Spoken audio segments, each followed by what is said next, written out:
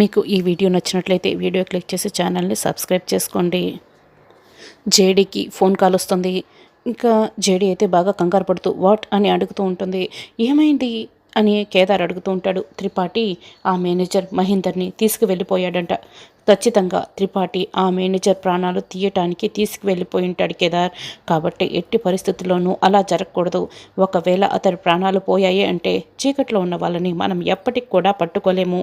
కాబట్టి ఎలాగైనా త్రిపాఠి నుంచి ఆ మేనేజర్ మహేందర్ని కాపాడాలి అని జేడీ కేడీ ఇద్దరు కూడా కారులో బయలుదేరి వెళ్తారు.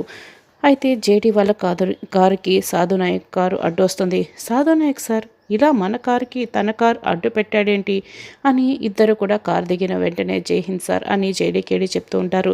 కేడీని మేము కస్టడీలోకి తీసుకుంటున్నాం, అరెస్ట్ చేస్తున్నాం జేడీ అని చెప్తూ ఉంటారు. సార్ అసలు ఏం జరిగిందో మీకు కూడా తెలుసు, మరి కేడీని ఎందుకు కస్టడీలోకి తీసుకుంటున్నారు? నా మాట వినండి సార్ అని ధాత్రి ఇక బతిమలాడుకుంటూ ఉంటుంది.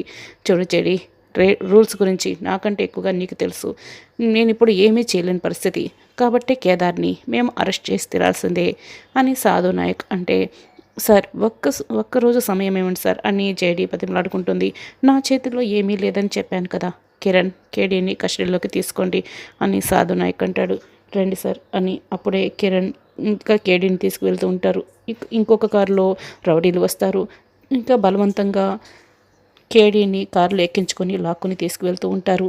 ఆగండి అని కిరణ్, సాధు నాయక్, రమ్య ఇక ధాత్రి అందరూ కూడా ఆ కారు వెనకే పరిగెడతారు. అయినా కూడా అక్కడి నుంచి తీసుకెళ్ళిపోతారు. ఇది మీనన్ పని అయి ఉంటుంది ఖచ్చితంగా, ఇది మీనన్ మనుషుల పని అని ఇక ధాత్రి, సాధు నాయక్ చెప్తూ ఉంటారు. కారులో కూర్చున్న కేడీ చుట్టూ రౌడీలందరూ గన్నులు గురిపెట్టి ఉంటారు. ఇంకా త్రిపాఠి మేనేజర్ ప్రాణాలు తీయడానికి దూరంగా తీసుకువెళ్ళి మహేందర్కి గన్ను కూడా పెట్టి ఉంటారు.